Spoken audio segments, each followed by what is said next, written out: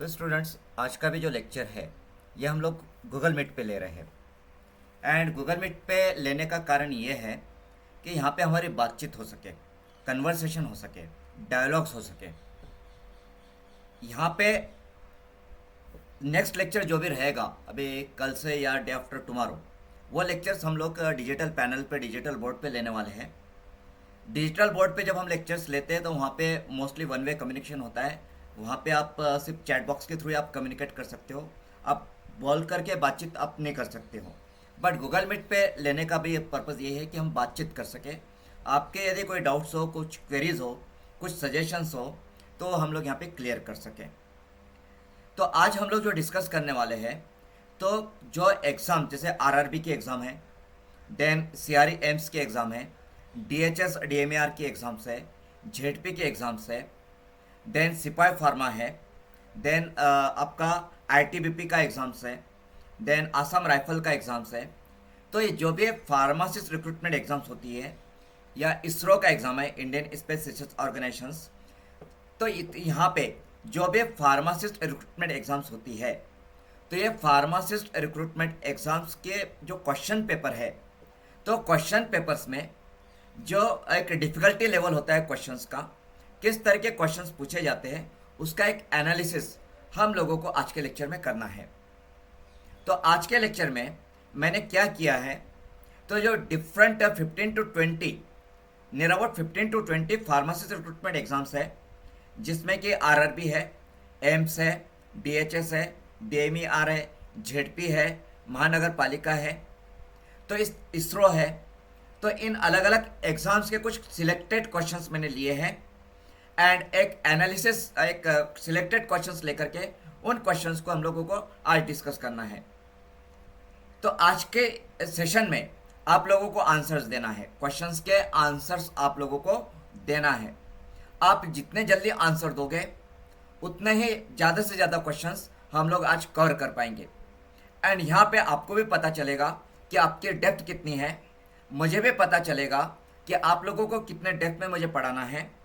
And यहाँ पे आपका बेस भी क्लियर होगा एंड आपको भी ये अंदाज आएगा कि अगर आपको अलग अलग एग्ज़ाम्स देनी है, जैसे आरआरबी देनी है या सीआरई एम्स देनी है या डीएचएस डीएमईआर देनी है, तो उसके लिए आपका प्रिपरेशन कितने डेप्थ में होना चाहिए, किस तरीके से आपका प्रिपरेशन होना चाहिए, इसका भी आपको अंदाज आ जाएगा। फार्मासिस्ट रिक्रूटमेंट के लिए कितने तरीके के एग्ज़ाम्स हो सकती है एंड उन एग्ज़ाम्स का पैटर्न कैसे होता है, ये कल के लेक्चर्स में हम लोगों ने डिस्कस किया है। सीआरई एम्स का पैटर्न हो, आरआरबी का पैटर्न है, डीएचएस है, डीएमईआर है, जेडपी है, महानगर पालिका है, ये सभी एग्ज़ाम्स का पैटर्न एंड उसमें फार्मेसी सिलेबस को कितना वेटेज है। ठीक है, जैसे कि आप जानते हो कि अगर एम्स है तो 80-20 का वेटेज है, डीएचएस है तो 80-20 का वेटेज है, अगर डीएमईआर है तो 40-60 का वेटेज है। तो ये वेटेज की भी कल के लेक्चर में हमने डिस्कस किया है। तो नाउ आज हम लोग क्या करेंगे, तो जो डिफ़िकल्टी लेवल है उसका हम लोग एनालिसिस करने वाले हैं। कुछ क्वेश्चंस इजी होते हैं, कुछ क्वेश्चंस डिफ़िकल्ट होते हैं। तो यहाँ पे क्वेश्चंस का पैटर्न समझ के हम लोग आगे बढ़ने वाले हैं। ठीक है, तो आज मैं आपसे क्या एक्सपेक्टेशन रखता हूँ, तो आज जो क्वेश्चंस मैं आपसे पूछने वाला हूँ उन क्वेश्चंस के आंसर्स आपको देने हैं। तो क्वेश्चंस के आंसर देते समय ध्यान रखिए, एक तो आप आंसर्स टाइप करके दे सकते हो। ठीक है, आप आपका आंसर टाइप कीजिए, या फिर आप अगर बोल करके आपको देना है तो आप बोल करके भी आंसर दे सकते हो। एंड यदि आपको किसी क्वेश्चन का आंसर देना नहीं है तो आप एन टाइप कीजिए, NA not attempted. Okay, not attempted. तो यहाँ पे जितने भी लोग आज के इस लेक्चर को अटेंड कर रहे हैं उन सभी से मैं कहता हूँ कि आपको आंसर देना है। आंसर देना है इन द सेंस, अगर आपको अटेम्प्ट नहीं करना है क्वेश्चन को तो at least not attempted NA type कीजिए। ओके, तो आपको इंटरेक्टिव रहना है। ये जो हमारा सेशन है इंटरेक्टिव सेशन है, तो आपको इंटरेक्ट करना है, आपको रिस्पॉन्स देना है, वो ध्यान रखिए। ठीक है, तो अभी मैं यहाँ पे स्क्रीन शेयर करता हूँ। ओके ओके, ठीक है, ओके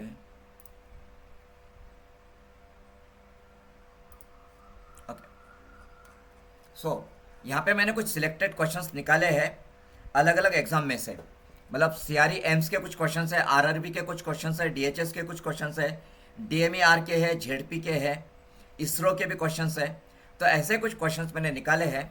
तो अब ये क्वेश्चंस को हम डिस्कस करते हैं और इसका एनालिसिस करते हैं, कितने डेप्थ में क्वेश्चंस पूछे गए ये हम लोग देखते हैं। तो आप आंसर देने के लिए आप लोग रेडी हो जाइए, आपको आंसर्स देना है, ठीक है। तो चलिए पहला क्वेश्चन हम देखते हैं। The first question is bloom strength is use to check the quality of option A lactose, option B ampoules, option C hardness of tablets, option D gelatin. So what is your answer? Answer दीजिए। Gelatin, gelatin, option B. Neha ने answer दिया है B, okay, gelatin, okay. So most of the answer जो है, most of the students ने gelatin answer दिया है। एक आंसर यहाँ पे एम्पुल्स भी आया है, ऑप्शन बी, ओके। वैष्णवी ने आंसर डी दिया है, ऑप्शन डी आंसर दिया है, gelatin, okay. So most of the answer जो है वो डी है, जिलेटिन, ओके। सो इस क्वेश्चन का करेक्ट आंसर है gelatin, option D is the correct answer. अब ये जो क्वेश्चन है, अब आप मुझे ये बताइए कि bloom strength is use to check the quality of, ये क्वेश्चन कौन से सब्जेक्ट का है? Name of the subject type कीजिए और बोल भी सकते हो आप, okay. So what is the name of this subject? कौन से सब्जेक्ट से ये क्वेश्चन आया है? कौन से सब्जेक्ट से?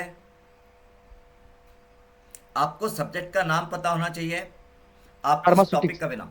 Yes, pharmaceutics, very good, correct correct. So ये जो क्वेश्चन है, ये क्वेश्चन फार्मास्यूटिक्स सब्जेक्ट से आया है। अब ये बताइए कि फार्मास्यूटिक्स सब्जेक्ट में से कौन से चैप्टर से, कौन से टॉपिक से ये क्वेश्चन आया है? Name of topic, tablet, sorry tablet बोल सकते हो आप, but capsule is most, yes, mostly capsule. Pre formulation भी करेक्ट है, yes, pre formulation and capsule दोनों भी आंसर्स करेक्ट है। Tablet real near about correct है, मोस्टली कैप्सूल एंड आपका प्री फार्मुलेशन, ओके।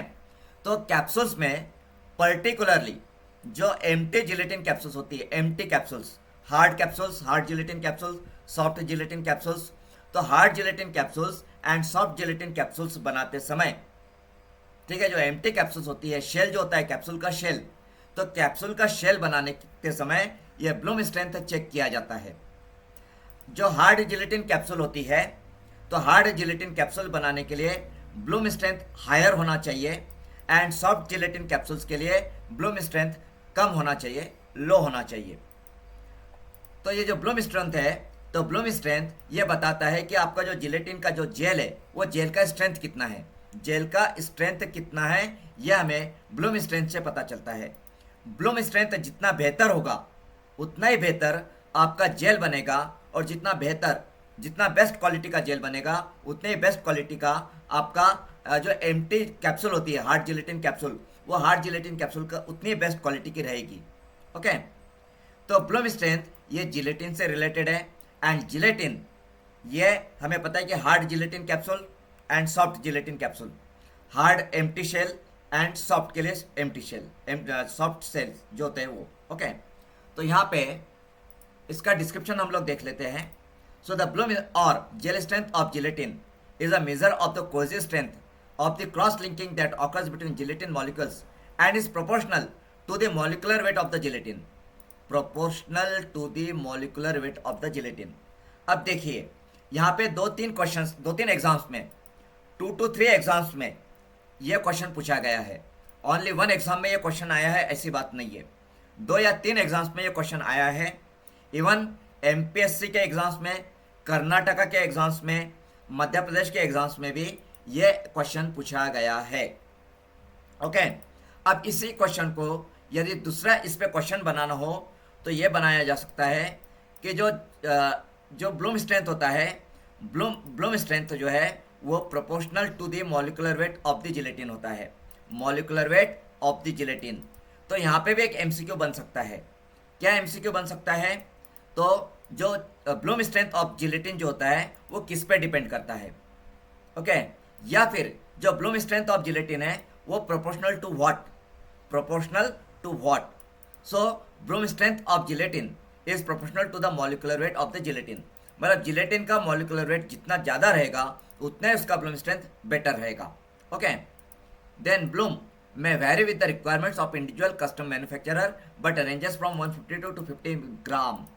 ब्लूम इसका रेंज कितना होता है? इन जनरल रेंज होता है 150 टू 250 ग्राम। ओके, अब ये जो डिटेल्स है, ये डिटेल्स मैंने कहाँ से लिए हैं?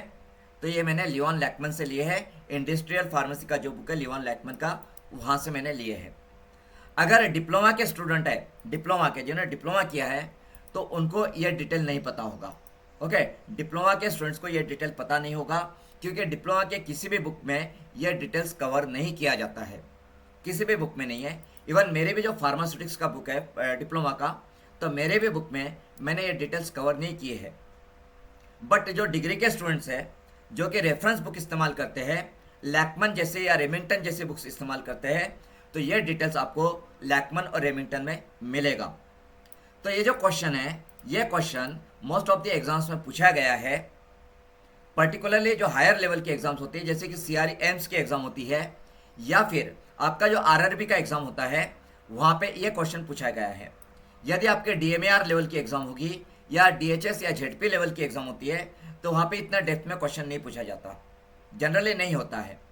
ओके, बट अगर आप सीआरई एम्स की प्रिपरेशन कर रहे हो, आप आरआरबी की प्रिपरेशन कर रहे हो, तो आपको ये जो सब्जेक्ट है फार्मास्यूटिक्स, यह सब्जेक्ट आपको लैकमन में से, रेमिंगटन में से, एंसल में से, ऑल्टन में से पढ़ना होगा। और यदि आप सिपाही फार्मा की प्रिपरेशन कर रहे हो, या आप आईटीबीपी या आसाम राइफल्स या फिर आप डीएमएआर की प्रिपरेशन कर रहे हो, तो आपको डिप्लोमा के बुक्स सफिशिएंट है। ओके, याद ध्यान दीजिए कि आपका एग्जाम कौन सा है, उसके हिसाब से आपका स्टडी मटेरियल आपने सिलेक्ट करना चाहिए। Okay, now get ready for the second question. इस सेकंड क्वेश्चन का आंसर आपको देना है।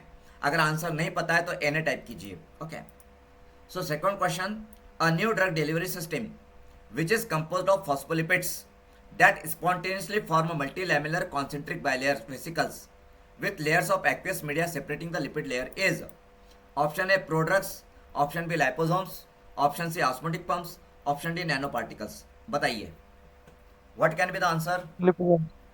liposomes। ओके, योगेश ने आंसर दिया है liposomes। Okay, yes Deepali, liposomes। Okay, yes, so most of the answer जो है दैट इज लाइपोसोम्स। तो नॉवेल ड्रग डिलीवरी सिस्टम जो होती है NDDS, yes liposomes, yes yes yes Desai, yes आपने भी लाइपोसोम आंसर दिया है। तो यहाँ पे जो आंसर आया है 100% स्टूडेंट्स ने सभी ने लाइपोसोम आंसर दिया है, तो वेरी गुड। इसका मतलब लाइपोसोम्स की डेफिनेशन सभी को पता है, एनडीडीएस आपको सभी को पता है। एंड अगर आप देखोगे तो मैक्सिमम एग्जाम्स में 90% एग्जाम्स में लाइपोसोम्स पे क्वेश्चन होता है। जो एनडीडीएस जो पार्ट है नॉवेल ड्रग डिलीवरी सिस्टम, तो नॉवेल ड्रग डिलीवरी सिस्टम में से मोस्टली जो क्वेश्चन होता है वो लाइपोसोम्स पे होता है। आप एमपीएससी की ड्रग इंस्पेक्टर की एग्जाम ले लीजिए, या आप डीएचएस, डीएमईआर या सीआरई एम्स, आरआरबी, कोई भी एग्जाम आप देखिए, उन एग्जाम्स में जनरली लाइपोसोम्स पे कोई ना कोई क्वेश्चन जरूर होता है।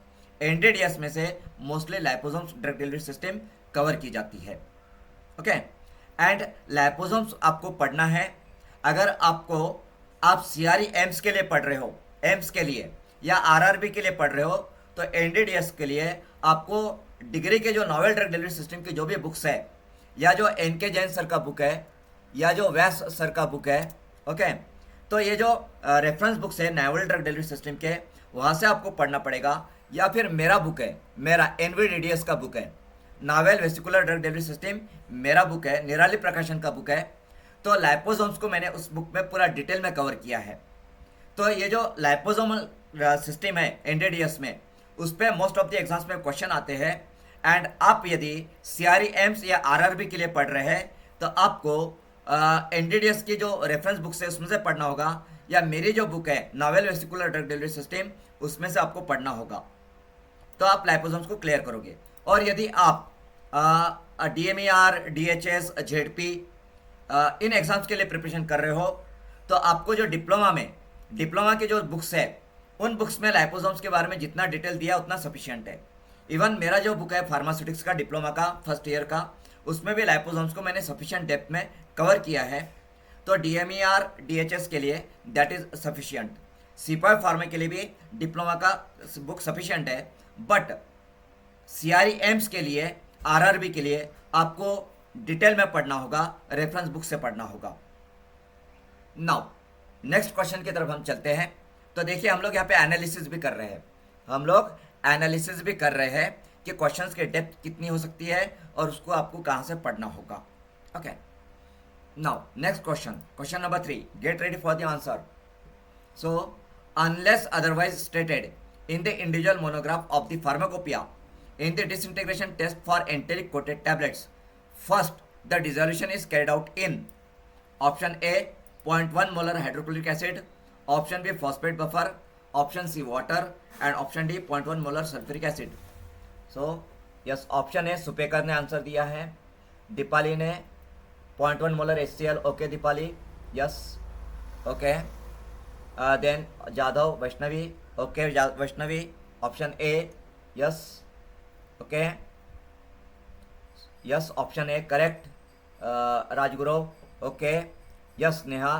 तो सभी ने यहाँ पे ऑप्शन ए आंसर दिया है 0.1 मोलर हाइड्रोक्लोरिक एसिड। अब यहाँ पे आपने 0.1 मोलर हाइड्रोक्लोरिक एसिड ये तो आंसर दे दिया, ओके। एंड ये क्वेश्चन भी थोड़ा मतलब इसे थोड़ा मॉडरेट लेवल का डिफिकल्ट बनाया गया है, मॉडरेट लेवल डिफिकल्टी है इसकी, ओके। थोड़ा घुमा फिरा के क्वेश्चन पूछा है, सीधा सीधा नहीं पूछा है।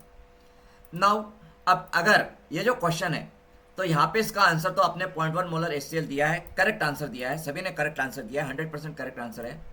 अब मैं ये एक्सपेक्ट करता हूँ आपसे कि मुझे ये बताइए कि यहाँ पे 0.1 मोलर HCl क्यों यूज़ करना चाहिए, पहले क्या रीज़न है इसका, क्या कारण है, क्या लॉजिक है इसके पीछे, क्यों हम 0.1 मोलर HCl पहले यूज़ करेंगे यहाँ पे एंटेरिक कोटेड टैबलेट में? कोई बता सकता है इसका आंसर, बताइए।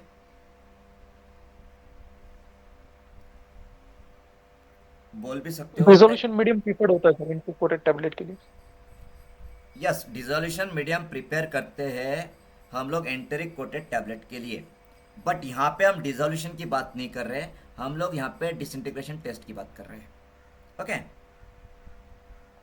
तो यहाँ पे हम डिसोल्यूशन टेस्ट की बात नहीं कर रहे हैं। तो आपका जो आंसर होना चाहिए that is in reference to disintegration test. तो डिसइंटीग्रेशन टेस्ट में हम लोग यहाँ पे 0.1 मोलर सॉल्यूशन बनाते हैं डिसइंटीग्रेशन के लिए, जो यहाँ पे जो dissolution is carried out in. तो यहाँ पे भी डिसइंटीग्रेशन टेस्ट के लिए जो मीडियम बनाया जाता है डिसोल्यूशन के लिए, ठीक है, आपने डिसोल्यूशन की बात की, यहाँ पे क्वेश्चन में डिसोल्यूशन वर्ड आया है, तो यहाँ पे 0.1 मोलर HCl बनाते हैं। तो मेरा क्वेश्चन यही है कि 0.1 मोलर HCl ही क्यों, वाटर क्यों नहीं, why not water, 0.1 molar HCl ही क्यों? यहाँ पे जो डिसोल्यूशन आप बोल रहे डिसोल्यूशन मीडियम, ओके, तो यहाँ पे डिसोल्यूशन मीडियम ये 0.1 मोलर HCl ही क्यों होना चाहिए, वाटर क्यों नहीं हो सकता, बताइए। अगर आंसर नहीं पता हो तो एने टाइप कीजिए, आई विल आंसर, मैं आंसर देता हूँ फिर। यस, बताइए कि यहाँ पे जो आप डिसोल्यूशन की बात कर रहे हो, डिसोल्यूशन मीडियम 0.1 मोलर HCl ही क्यों, वाटर क्यों नहीं? यह क्वेश्चन CRE एम्स का हो सकता है, उसमें पूछा सकता मी डिजोल्व करने क्योंकि कोटेड टैबलेट इंटेस्टाइन में। Very good, yes yes yes yes yes, correct answer दिया आपने। यहाँ पे देखिए क्या वर्ड आया है, एंटेरिक कोटेड टैबलेट्स, ओके। सो एंटेरिक कोटेड टैबलेट्स जो है वो कहाँ पे ड्रग को रिलीज करता है, कौन से साइट पे रिलीज करेगा ड्रग को? एंटेरिक कोटेड टैबलेट्स का मतलब क्या है, बताइए। What is the meaning of enteric coated tablets?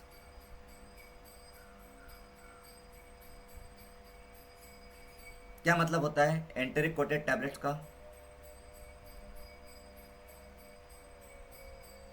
Intestine में रिलीज होगा, यस। तो एंटेरिक कोटेड टैबलेट जो है वो ड्रग को इंटेस्टाइन में रिलीज करता है, स्टमक में रिलीज नहीं करता है। तो यहाँ पे जब आप 0.1 मोलर HCl लेते हो तो क्यों लेते हो? वाई? आपका ड्रग जो है, आपका टैबलेट है एंटेरिक कोटेड टैबलेट्स। सो एंटेरिक कोटेड टैबलेट ने ड्रग को इंटेस्टाइन में रिलीज करना चाहिए, सही बात है। तो फिर अगर ड्रग को इंटेस्टाइन में रिलीज करना चाहिए तो यहाँ पे 0.1 मोलर HCl में 0.1 मोलर HCl में पहले क्यों देखना चाहिए? डिसइंफेक्शन टेस्ट के लिए तो हम जो लेते हैं यहाँ पे फर्स्ट डिसोल्यूशन मीडियम, वो 0.1 मोलर HCl क्यों? अब बताइए। यहाँ तक आपका कंसेप्ट क्लियर है कि एंटेरिक कोटेड टैबलेट है, वो इंटेस्टाइन में ड्रग को रिलीज करेगा, यहाँ तक सही बात है। अब बताइए कि 0.1 मोलर HCl ही क्यों? Why not water?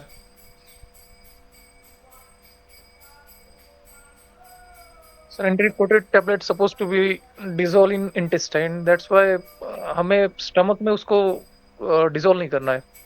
Yes, stomach में डिजोल्व नहीं करना है। सो आप मुझे ये बताइए कि जो 0.1 मोलर HCl में हम लोग पहले टैबलेट को लेंगे, तो 0.1 मोलर HCl में टैबलेट डिसइंटीग्रेट होनी चाहिए कि नहीं होनी चाहिए? फर्स्ट डिसोल्यूशन मीडियम यहाँ पे 0.1 मोलर HCl है, तो 0.1 मोलर इंटैक्ट HCl रहेगी में सर। इंटैक्ट रहेगी। Correct, correct, exactly. Tablet intact रहनी चाहिए। कितने समय तक? टाइम लिमिट कितने समय तक? टाइम लिमिट बता सकते हो? सो 120 minutes, right? 120 minutes, that means 2 hours.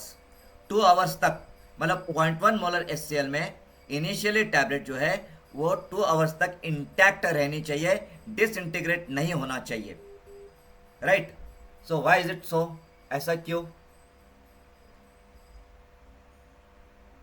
ऐसा क्यों?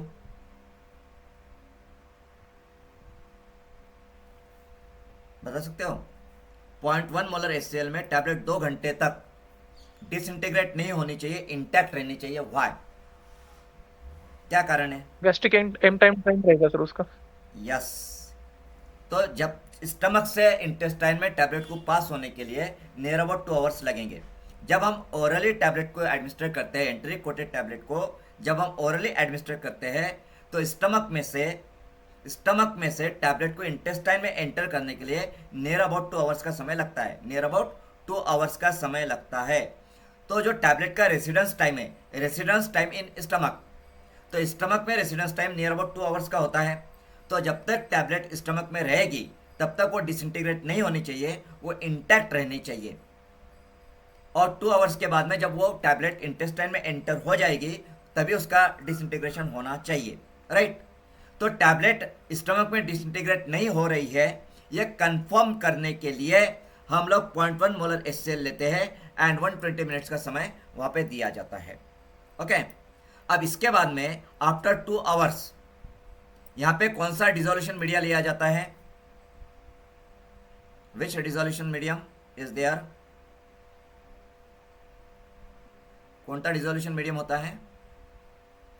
जो एंटेरिक कोटेड टैबलेट है, पहले फर्स्ट डिसोल्यूशन मीडियम यहाँ पे रहेगा 0.1 मोलर HCl 2 आवर्स के लिए। उसके बाद में क्या नेक्स्ट स्टेप क्या रहेगी? डिसइंटीग्रेशन टेस्ट नेक्स्ट कौन से मीडियम में किया जाएगा? विच medium? Basic medium. Basic medium तो ठीक है, आप अल्कलाइन मीडियम की बात कर रहे हो, तो अल्कलाइन मतलब कोई अल्कलीज हम यूज़ करेंगे क्या उसमें? सोडियम हाइड्रोक्साइड या फिर सोडियम बाइकार्बोनेट, इस तरह का मीडियम लेते हैं क्या? कौन सा मीडियम लेते हैं? बेसिक मतलब आपको सोडियम बाइकार्बोनेट कहना है क्या, या सोडियम हाइड्रोक्साइड कहना है? ऐसा कुछ कहना है आपको? 0.1 मोलर सोडियम हाइड्रोक्साइड लेंगे क्या हम लोग? What medium that can be? कौन सा मीडियम हो सकता है वो? देखिए, इस तरह के क्वेश्चंस CRE एम्स और RRB के हैं। ओके, यही क्वेश्चन DHS और DMER में सिंपल लैंग्वेज में पूछा जाएगा, सिंपल तरीके से पूछा जाएगा कि यदि इंटेस्टाइन का मीडिया, साइमुलेटेड मीडिया लेना, आपको इंटेस्टिनल साइमुलेटेड मीडिया लेना है, intestinal simulated media to for the disintegration test of tablet, तो कौन सा मीडिया लिया जाता है वहाँ पे? इंटेस्टिनल साइमुलेटेड मीडिया, तो that is the mix phosphate buffer. ये फॉस्फेट बफर है तो यहाँ पे मिक्स फॉस्फेट बफर लिया जाता है। ओके, मिक्स फॉस्फेट बफर जो कि अल्कलाइन पीएच का होता है, अल्कलाइन पीएच। ओके, तो मिक्स फॉस्फेट बफर सॉल्यूशन में कितना समय दिया जाता है, कितने समय के लिए टेस्ट करनी होती है, time limit, what can be the time limit, कितना टाइम लिमिट होना चाहिए यहाँ पे।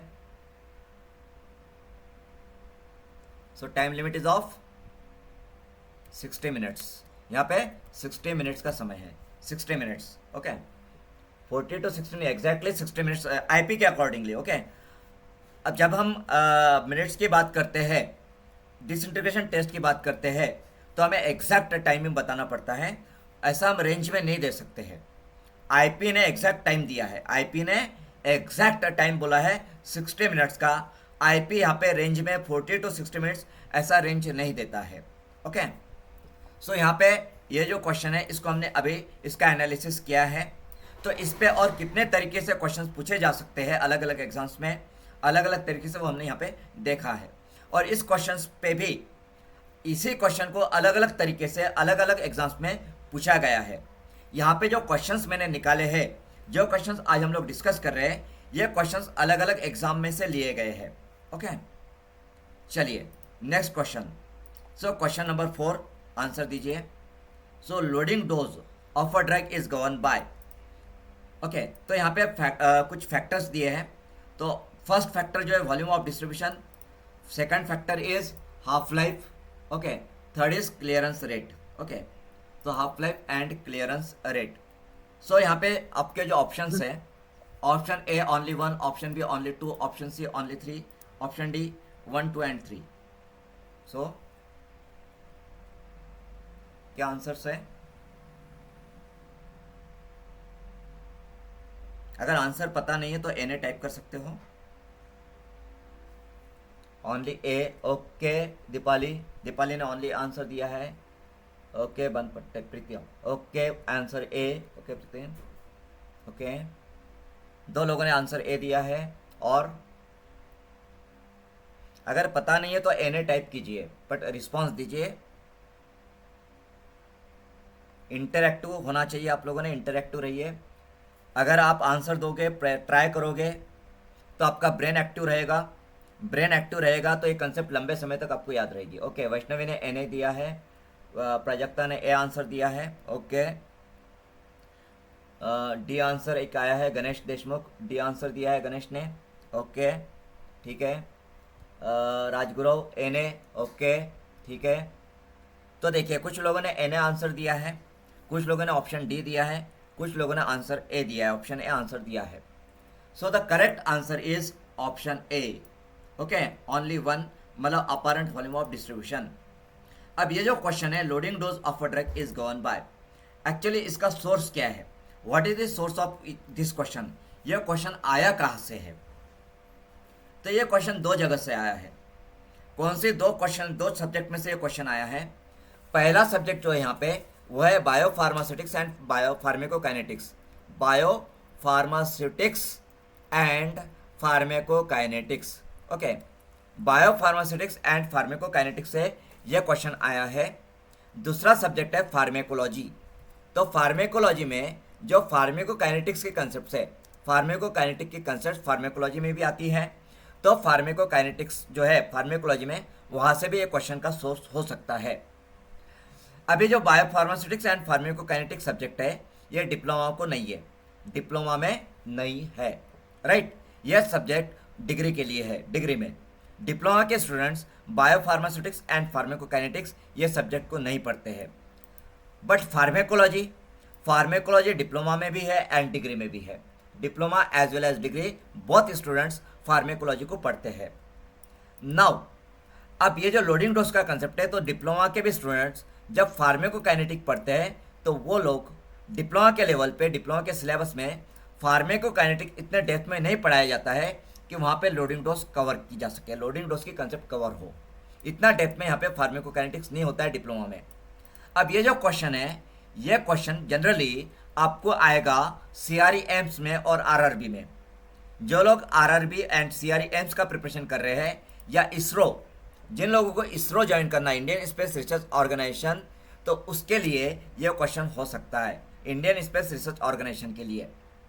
एंड जनरली जो लोग सिपाही फार्मा का प्रिपरेशन कर रहे हैं, सिपाही फार्मा का, या जो पैरामिलिट्री फोर्सेस के लिए प्रिपरेशन कर रहे हैं, तो जनरली वहाँ पे इस लेवल का क्वेश्चन नहीं पूछा जाता है। तो जिन लोगों ने भी डिप्लोमा किया है और उन लोगों को यदि सीआरई एम्स एंड आरआरबी यदि उनका टारगेट है, तो उन लोगों को जो फार्मेकोकाइनेटिक के कंसेप्ट है, तो फार्मेकोकाइनेटिक कंसेप्ट को उन लोगों को डिग्री लेवल का पढ़ना पड़ेगा, डिग्री लेवल का। पर्टिकुलरली फार्मेकोकाइनेटिक्स के लिए आपको केडी त्रिपाठी पढ़ना पड़ेगा। जस्ट डिप्लोमा की बुक्स पढ़ करके आपका फार्मेकोलॉजी परफेक्ट नहीं हो सकता है for CRE AIIMS and RRB. यदि आप डीएचएस डीएमईआर दे रहे हो, जेडपी दे रहे हो, सिपाही फार्मा दे रहे हो, तो डिप्लोमा की बुक सफिशिएंट है, डिप्लोमा का सिलेबस सफिशिएंट है। मेरा भी जो बुक है डिप्लोमा का बुक है, तो मेरे भी बुक में डिप्लोमा के बुक में सफिशिएंट दिया गया है। बट डिग्री के लिए मेरा बुक है बायोफार्मास्यूटिक्स का, डिग्री सेमेस्टर 6 के लिए, 6 सेमेस्टर के लिए मेरा जो बायोफार्मास्यूटिक्स का बुक है, उसमें लोडिंग डोज के कंसेप्ट को मैंने इन डिटेल में, इन डेप्थ में कवर किया है। तो आप बायोफार्मास्यूटिक्स के लिए मेरा डिप्लोमा, मेरा डिग्री का बुक रेफर कर सकते हो। एवन एंड ब्राह्मणकर जो है, ओके, भंडारकर, ब्राह्मणकर नहीं, भंडारकर जो बुक है, जयसवाल भंडारकर बायोफार्मास्यूटिक्स का, तो जो लोग सीआरई एम्स की एंड इसके प्रिपरेशन कर रहे हैं, आरआरबी की, उन लोगों ने बायोफार्मास्यूटिक्स एंड फार्मेकोकाइनेटिक्स के लिए आप भंडारकर एंड जयसवाल का बुक रेफर कर सकते हो। एंड मेरा भी जो बुक है 6 सेमेस्टर के लिए, निराली प्रकाशन का, वो बुक आप रेफर कर सकते हो। एंड डिप्लोमा के जो स्टूडेंट्स हैं, उन लोगों के लिए फार्मेकोकाइनेटिक को केडी त्रिपाठी में से पढ़ना चाहिए, केडी त्रिपाठी में से पढ़ना चाहिए। एंड यदि आप डीएचएस डीएमईआर एग्जाम को टारगेट कर रहे हो, तो जो डिप्लोमा की मेरी बुक है फार्मेकोलॉजी की, वो बुक आप पढ़ सकते हो। इसके अलावा जो हमारा फार्मासिस्ट रिक्रूटमेंट एग्जाम का बुक है, या फिर essential pharmaceutical product inspector exam का बुक है, उसमें भी ये कंसेप्ट मैंने डिटेल में दिया है। सो नाउ लोडिंग डोज, ये कंसेप्ट होती क्या है, व्हाट इज लोडिंग डोज, पता है आपको लोडिंग डोज क्या होते हैं, या डोज कितने टाइप्स के होते हैं? आपको टाइप्स ऑफ डोजेस पता है क्या? चलिए पहले हम ये बात डिस्कस कर लेते हैं, types of doses. Okay, types of doses, doses कितने टाइप्स के होते हैं पता है आपको? Do you know that? जानते हो आप? कोई बता सकता है मुझे कि टाइप्स ऑफ डोजेस क्या होते हैं, कितने टाइप के डोजेस होते हैं? यस, कोई बता पाएगा? अगर पता नहीं है तो एनी टाइप कीजिए। एंड आपको loading dose, maintenance dose, very good Ganesh, Ganesh ने आंसर दिया है। Loading dose, loading, okay, loading dose and maintenance dose, okay, ये आपको पता है। ओके, मतलब जिन्होंने बायोफार्मास्यूटिक्स पढ़ा है, तो उन्हें loading dose and maintenance dose पता है। ओके, नाउ इसके अलावा भी दूसरा और टाइप है फार्मेकोलॉजी में। फार्मेकोलॉजी में टाइप्स ऑफ डोजेस में, जैसे कि आपका एक थेराप्यूटिक डोज आता है, थेराप्यूटिक डोज। अब ये दोनों कंसेप्ट बहुत अलग है। ये जो टाइप्स ऑफ डोजेस मैं बता रहा हूँ, तो ये लोडिंग डोज, मेंटेनेंस डोज, ये कंसेप्ट अलग है। एंड अभी जो मैं यहाँ पे डोजेस बता रहा हूँ फार्मेकोलॉजी रिलेटेड, वो कंसेप्ट अलग है। तो थेराप्यूटिक डोजेस है, देन यहाँ पे प्रोफाइलैक्टिक डोजेस होते हैं, prophylactic doses, prophylactic doses, okay, prophylactic doses. तो थेराप्यूटिक डोजेस अलग होते हैं, प्रोफाइलैक्टिक डोजेस अलग है। एडल्ट डोजेस, एडल्ट डोजेस अलग है। Paediatric doses, okay, paediatric doses ये भी अलग होते हैं। मतलब ये pharmacology related, pharmacology related paediatric doses, या आप बोल सकते हैं फार्मेकोथेरेप्यूटिक रिलेटेड। अभी जो loading dose and maintenance dose की कंसेप्ट है, ये कंसेप्ट जो आएगी आपकी, ये बायोफार्मास्यूटिक्स फार्मेकोकाइनेटिक रिलेटेड आएगी।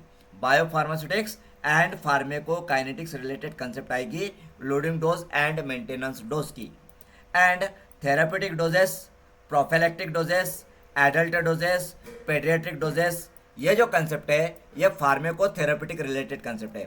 फार्मेकोथेरेप्यूटिक्स, PT, PT that is pharmacotherapeutics. Okay, तो अभी लोडिंग डोज और मेंटेनेंस डोज में क्या डिफरेंस होता है? What is the difference between loading dose and maintenance dose? कोई बता पाएगा आप में से लोडिंग डोज क्या होते हैं और मेंटेनेंस डोज क्या होता है? एनीबडी? लोडिंग डोज होता है सर हायर कॉन्सेंट्रेशन, जो कि इनिशियल रिक्वायर्ड होता है थेरापेटिक कॉन्सेंट्रेशन पाने के लिए। Very good, very in good. The वो अपना सर्कुलेशन में। हाँ हाँ, okay, that is loading dose. And maintenance dose? इससे आगे थेरेपेटिक एक्शन मेंटेन करने के लिए जो डोज रिक्वायर्ड डोज होता है सर वो। हाँ, मतलब normal therapeutic doses, normal therapeutic. Loading dose means हाँ हाँ dose to yes, achieve higher concentration. Okay, yes, okay okay okay okay, yes.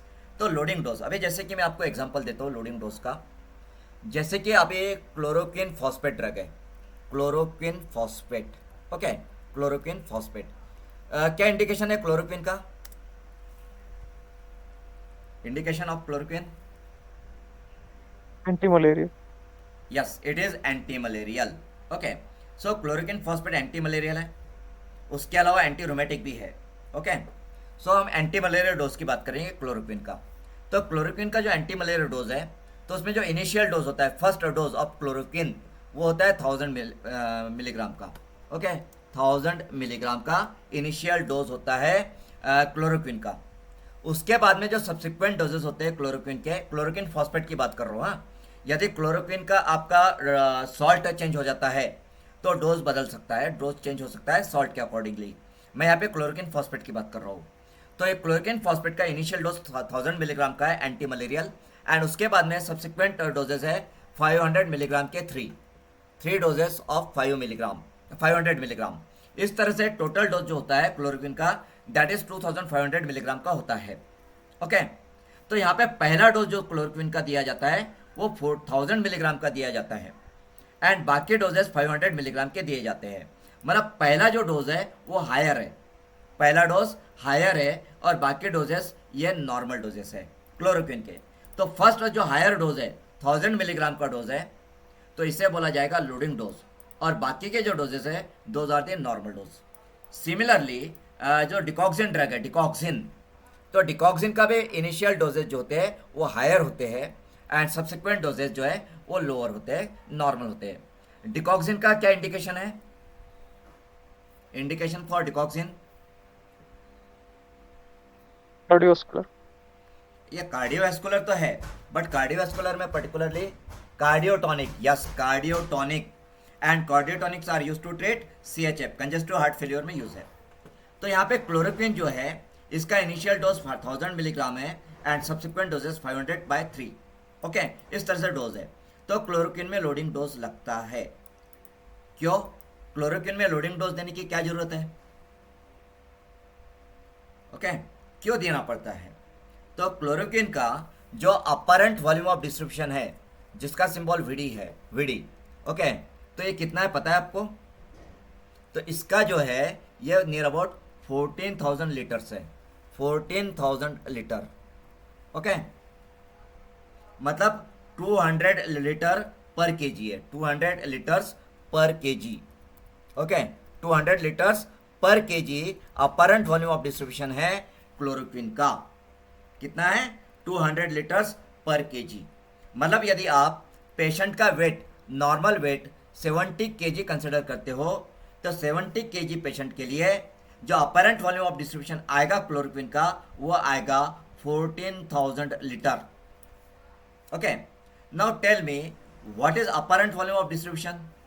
क्या होता है ये apparent volume of distribution? Volume of distribution से मतलब है यहाँ पे apparent volume of distribution. So what is it? Apparent volume of distribution क्या होता है, कोई बता पाएगा? यस,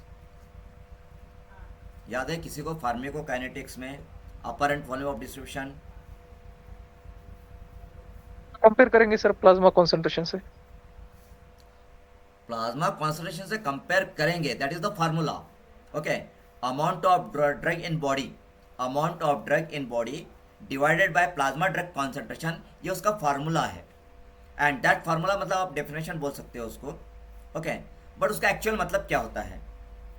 जो इसका ये जो है वॉल्यूम ऑफ डिस्ट्रीब्यूशन, तो amount of drug in body, या फिर amount of drug in body, okay, drug in body, okay, divided by plasma drug concentration, plasma drug concentration. Okay, तो ये इसका फार्मूला हो गया। बट डेफिनेशन क्या है? अपरेंट वर्ड का मतलब क्या है? What is the meaning of apparent? ये जो वॉल्यूम ऑफ डिस्ट्रीब्यूशन है, actually it is apparent volume of distribution, apparent. Okay, तो अपेरेंट वॉल्यूम ऑफ डिस्ट्रीब्यूशन का मतलब क्या होता है? ये जो वर्ड आया है अपेरेंट, इसका क्या मतलब होता है? What is it apparent? बता पाएगा कोई? अपेरेंट का मतलब?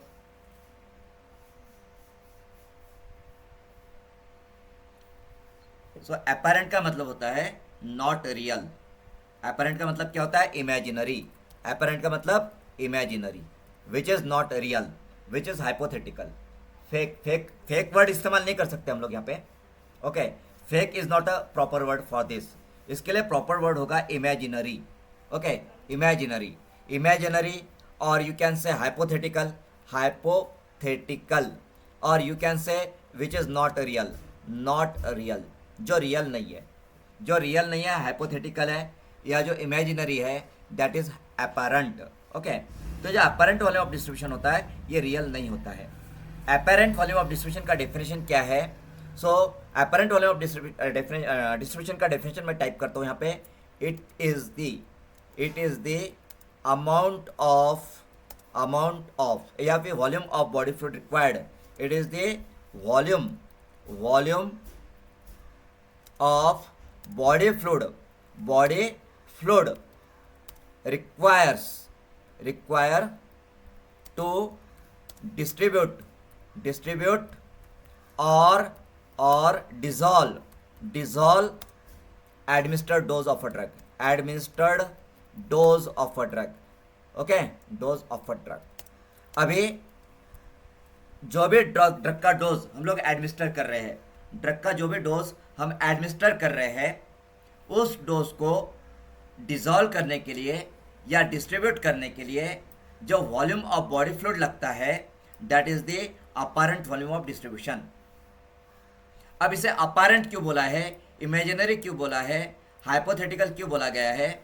बिकॉज क्लोरोक्विन के केस में देखिए, क्लोरोक्विन का जो भी डोज होता है ड्रग का, उस डोज को डिसॉल्व करने के लिए या डिस्ट्रीब्यूट करने के लिए near about 14,000 litre body fluid की जरूरत होती है। कितनी बॉडी फ्लूइड की जरूरत पड़ती है? 14,000 लीटर्स बॉडी फ्लूइड की जरूरत होती है। नॉर्मली बॉडी फ्लूइड कितना होता है बताइए? नॉर्मल बॉडी फ्लूइड कितना होता है? एवरेज बॉडी फ्लूइड कितना है हमारे बॉडी में? एवरेज कितना वॉल्यूम होता है? Average volume of body fluid, average volume of body fluid कितना होता है नॉर्मली? कितना होता है normal? 60%। Very good, very good. 60% of body weight, 60% of body weight. Okay, 60% of body weight. Body का जो वेट होता है उसका नियर अबाउट 60% जो होता है वो average volume of body fluid होता है। मतलब यदि किसी पेशेंट का वेट 70 kg है तो उसके बॉडी में कितना लीटर बॉडी फ्लूइड होगा? तो उसके बॉडी में 42 लीटर बॉडी फ्लूइड होगा, 42 लीटर्स, राइट। एंड अगर हम उसे 500 मिलीग्राम क्लोरोक्विन दे रहे हैं, 500 मिलीग्राम क्लोरोक्विन का डोज दे रहे हैं, तो 500 मिलीग्राम क्लोरोक्विन के डोज को डिसॉल्व करने के लिए 14,000 लीटर बॉडी फ्लूइड लगेगा। कितना लगेगा? 14,000 लीटर। क्या इतना बॉडी फ्लूइड बॉडी में होता है? Is it possible? पॉसिबल है क्या ये? इट इज नॉट पॉसिबल, ये पॉसिबल ही नहीं है। इसीलिए इसको अपेरेंट बोला गया है। क्या बोला गया है? इसको अपेरेंट बोला गया है। Okay, apparent. अब ये जो कंसेप्ट है और भी, तो जब आगे मैं चैप्टर पढ़ाऊंगा आपको, डिस्ट्रीब्यूशन जो है चैप्टर फार्माकोकाइनेटिक्स में पढ़ाऊंगा, उसमें मैं आपको अपेरेंट वॉल्यूम ऑफ डिस्ट्रीब्यूशन के कंसेप्ट कवर करूंगा, इन डिटेल में कवर करूंगा। तब मैं इसका रीज़न आपको बताऊंगा कि यहाँ पे क्लोरोक्विन के लिए 14,000 लीटर बॉडी फ्लूइड क्यों लगता है, कैसे लगता है, कहाँ से आता है, ये क्वांटिटी, ये अमाउंट आई कहाँ से, ये वॉल्यूम आया कैसे, ये मैं आगे आपको बताऊंगा। यहाँ पे आज हमको क्वेश्चन का एनालिसिस करना है, तो मैं इसके डिटेल में अभी नहीं जाता हूँ। ओके, मैं आगे जब लेक्चर लूँगा इन डिटेल में ये कंसेप्ट मैं आपको पढ़ाऊँगा। तो आपको यहाँ पे एक बात ध्यान रखना है कि जिस ड्रग का अपेरेंट वॉल्यूम ऑफ डिस्ट्रीब्यूशन ज़्यादा होता है वो ड्रग का बॉडी में डिस्ट्रीब्यूशन भी ज़्यादा होता है, और जितना ज़्यादा बॉडी में डिस्ट्रीब्यूशन होगा ड्रग का, उतने ही कम क्वांटिटी में वो ड्रग साइट ऑफ एक्शन पे जाता है, मतलब ब्लड में वो ड्रग कम क्वांटिटी में रहेगा। तो यदि ब्लड में ड्रग का लेवल आपको बढ़ाना है, प्लाज्मा ड्रग कॉन्सेंट्रेशन आपको बढ़ाना है, तो उसका हायर डोज आपको देना पड़ेगा। ओके, तो ये जो कॉन्सेप्ट है कि अपरेंट वॉल्यूम ऑफ डिस्ट्रीब्यूशन, इसका ड्रग के डोज के साथ में क्या रिलेशन है, what is the relation of apparent volume of distribution of drug with the dose of drug, ये कंसेप्ट मैं आपको बाद में लेक्चर में पढ़ाऊंगा। ओके, आज मैं इसके डिटेल में नहीं जाता हूँ।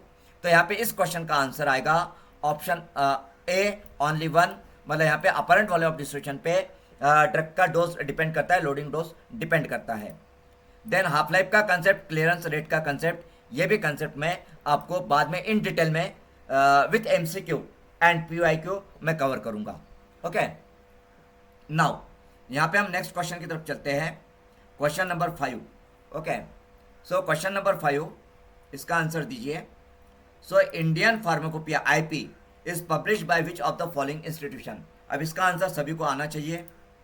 Option A ministry of pharmaceuticals, option B Indian pharmacopoeia commission, yes B B B, yes B, okay okay, yes Indian pharmacopoeia commission correct है, आईपीसी, आईपीसी यह आईपी पब्लिश करता है। ओके, अब मुझे ये बताइए कि अभी करंट आईपी का एडिशन कौन सा है, करंट एडिशन ऑफ आईपी क्या है, current edition of IP, current edition कौन सा है आईपी का, आईपी 26 बोला है आप यहाँ पे देशमुख। ओके, इनका कहना है आईपी 26 जो है 2026, ओके, ये करंट एडिशन है। कौन से नंबर का एडिशन है ये आईपी 2026, कौन से नंबर का है, 8, 9, 10, कौन सा एडिशन है ये, it is 10th addition. Okay, तो क्या आप सभी का कहना है यही है कि आईपी 2026 जो है मतलब 10th एडिशन ऑफ आईपी ये करंट एडिशन है? ऑल ऑफ यू एग्री, सभी एग्री हो इस बात से? ये जो 10th एडिशन ऑफ आईपी है ये करंट एडिशन ऑफ आईपी है, इससे आप सब लोग एग्री करते हो क्या? Do you agree with this? No?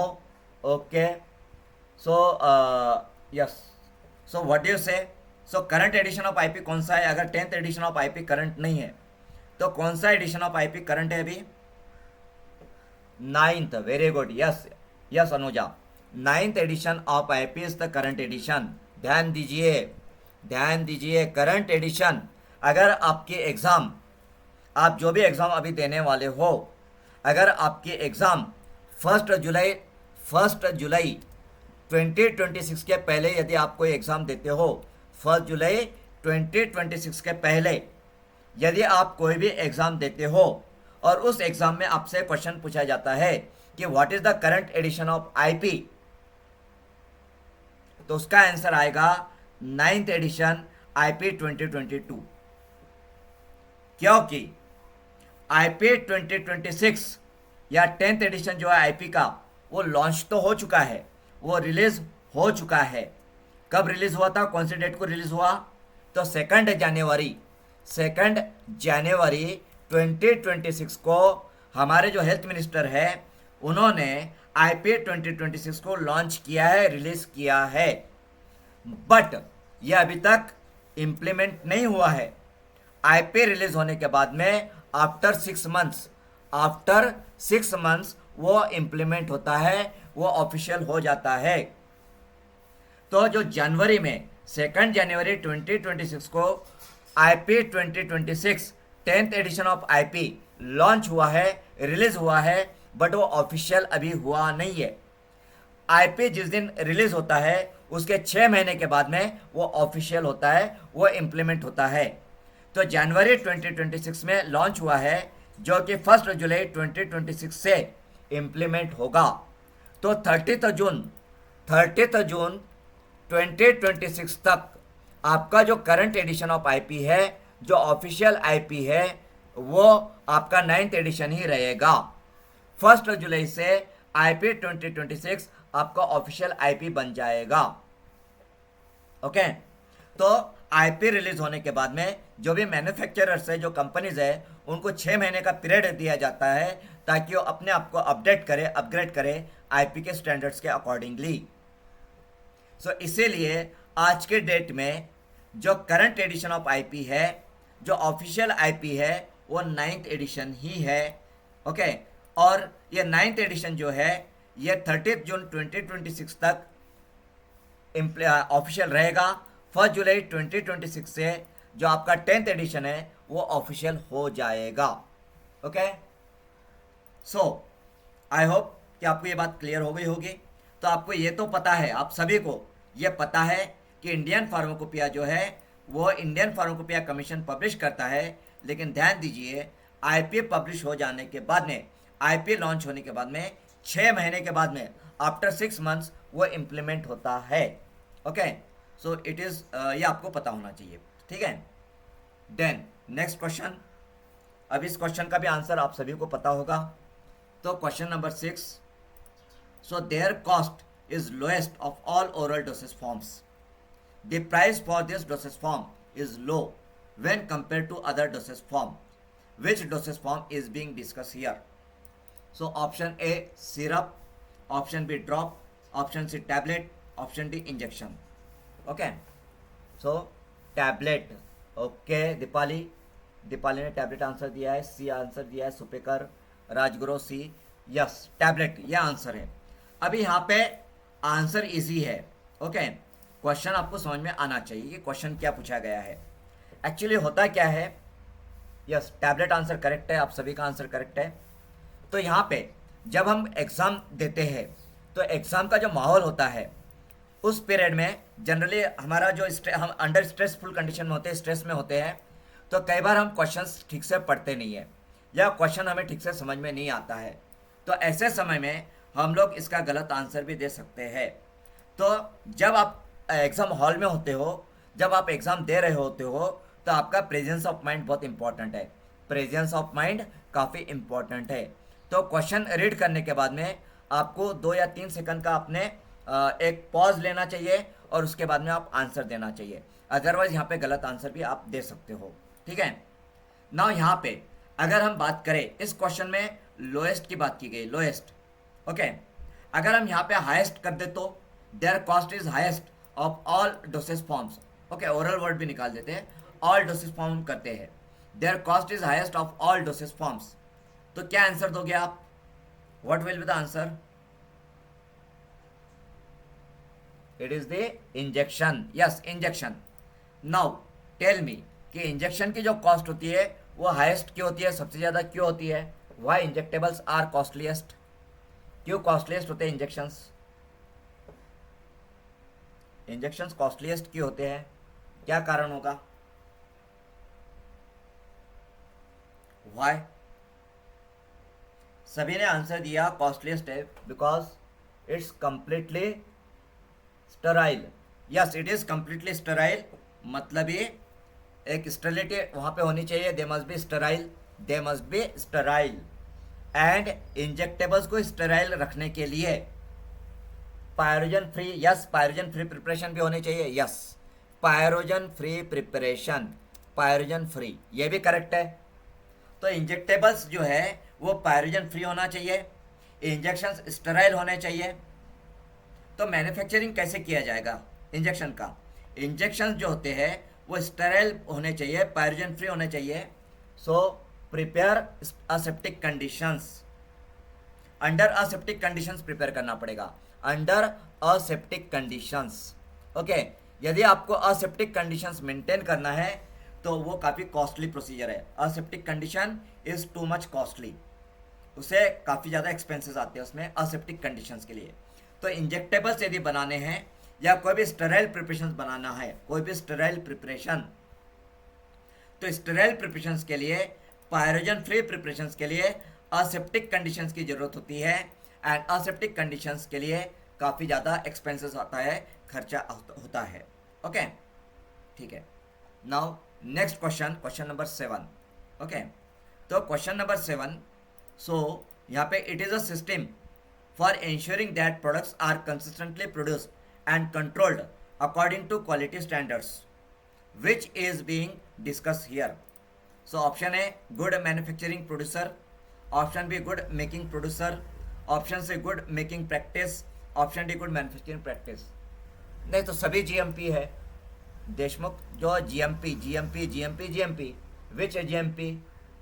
So D, okay, D D D, yes. So good manufacturing practices, this is good manufacturing practice. Okay, good manufacturing practice. So now tell me, ये good manufacturing practices जो है ये कहाँ पे आता है?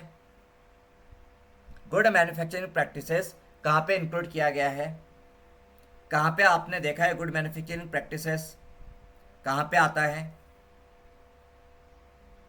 Good manufacturing practice? Yes, schedule M, correct.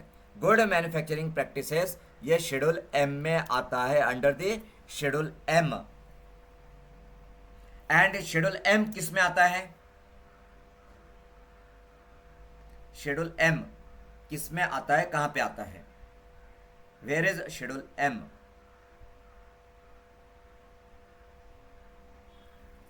Drugs and cosmetics act बोल रहे हो आप, ड्रग्स एंड कॉस्मेटिक एक्ट बोल रहे हो, डी&सी एक्ट आप लोग बोल रहे हो. क्या सभी को यही कहना है कि शेड्यूल एम जो है वो डी&सी एक्ट में आता है? सभी का यही कहना है या किसी और को कुछ अलग आंसर देना है? Schedule M under GMP? No no no no, GMP is under schedule M.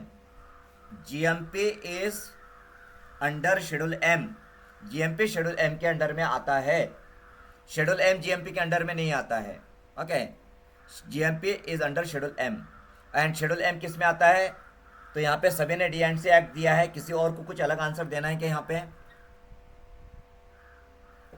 किसी और को कुछ अलग आंसर देना है? रूल्स, यस, दीपाली करेक्ट बोला है आपने. दीपाली ने करेक्ट आंसर दिया है, रूल्स. बट कौन से रूल्स? कौन से रूल्स? रूल्स का नाम, पूरा नाम बताइए, पूरा नाम. रूल्स, कौन से रूल्स? कौन से रूल्स? पूरा नाम बताइए रूल्स के. रूल्स है, सही बात है, बट कौन से rules? Drugs and cosmetic rules? No no no no no, यही मैं यही जानना चाहता था. Drugs rules, yes, drugs rules correct answer है. Drugs rules, okay, drugs rules is the correct answer. अभी देखिए, ये जो शेड्यूल, जो गुड मैन्युफैक्चरिंग प्रैक्टिसेस है ये शेड्यूल एम में आता है. शेड्यूल एम जो है वो ड्रग्स रूल्स में आते हैं, ड्रग्स रूल्स. और ड्रग रूल्स जो है वो ड्रग एंड कॉस्मेटिक एक्ट में आता है. Okay, drugs rules 1945 correct answer है. Drugs rules 1945 is the correct answer. तो ध्यान दीजिए, जीएमपी जो है वो शेड्यूल एम में आता है. शेड्यूल एम ड्रग्स रूल्स 1945 में आता है. एंड जो ड्रग्स रूल्स 1945 है वो डी&सी एक्ट 1940 में आता है. अभी जो डी&सी एक्ट 1940 है उसमें और कौन से दूसरे रूल्स आते हैं? कौन कौन से रूल्स है डी&सी एक्ट के? रूल्स ऑफ डी&सी एक्ट बताइए. डी&सी एक्ट में कौन कौन से रूल्स आते हैं वो बताइए. डी&सी एक्ट के अंडर में कौन कौन से रूल्स आते हैं?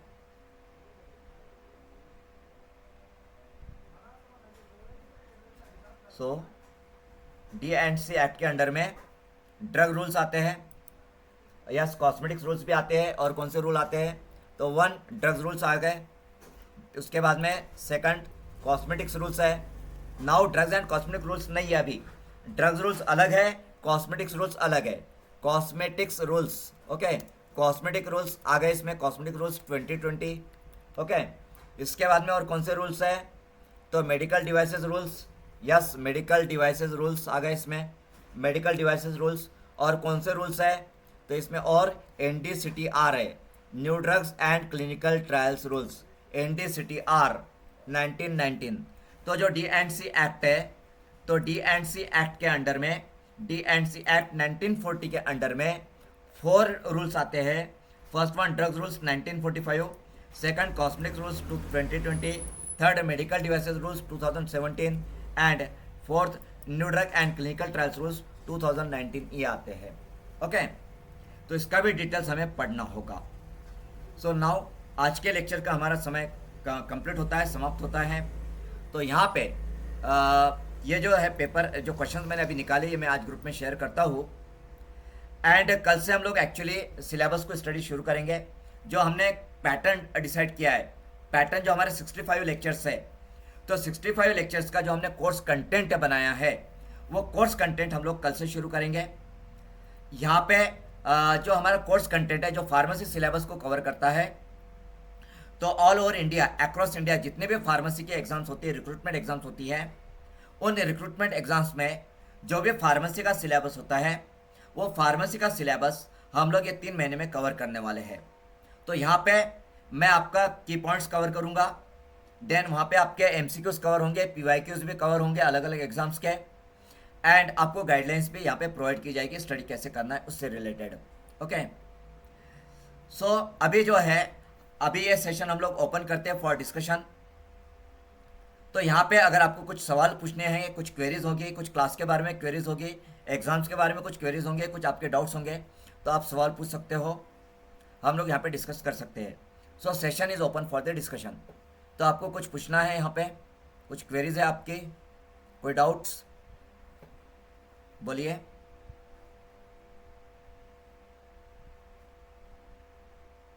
Hello sir. हाँ यस, बोलिए योगेश।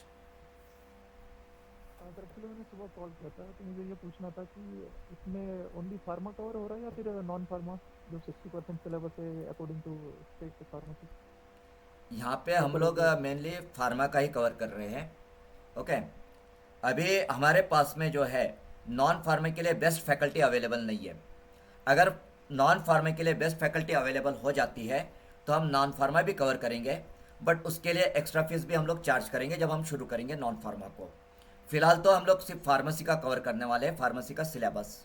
ओके, एंड जितने भी एग्ज़ाम्स है, मतलब आरआरबी है, सीआरई एम्स है, तो ये एग्ज़ाम्स में जो फार्मा का पोर्शन होता है हर एग्ज़ाम्स के लिए अलग अलग है, जो कि कल हमने डिस्कस किया था। जैसे ही आप देखोगे कि सीआरई एम्स में 80-20 का पैटर्न है, आरआरबी में 70-30 का पैटर्न है, डीएचएस में 80-20 है, डीएमईआर में 40-60 है, डीएमईआर के लिए 40-60 है, जेडपी के लिए 40-60 है। तो अलग अलग एग्ज़ाम्स में अलग अलग फॉर्मेट है। तो यहाँ पे हम लोग मोस्टली प्राइमरीली अभी फ़िलहाल हम लोग फार्मेसी सिलेबस कवर करने वाले हैं। अगर हमें बेस्ट फैकल्टी मिलती है नॉन फार्मा के लिए तो फिर हम वो शुरू करेंगे। Okay, yes okay sir, okay. Okay yes. और किसी को कुछ पूछना है? ओके, सो आज हम लोग यहाँ पे स्टॉप करते हैं, कल से हम लोग सिलेबस को शुरू करेंगे। एंड यदि आपको कोई डाउट्स हो और कुछ क्वेरीज हो तो आप ग्रुप में शेयर कर सकते हो, ठीक है, या आप पर्सनली मुझे कॉल भी कर सकते हो। तो आज हम लोग यहाँ पे स्टॉप करेंगे। Let's continue tomorrow.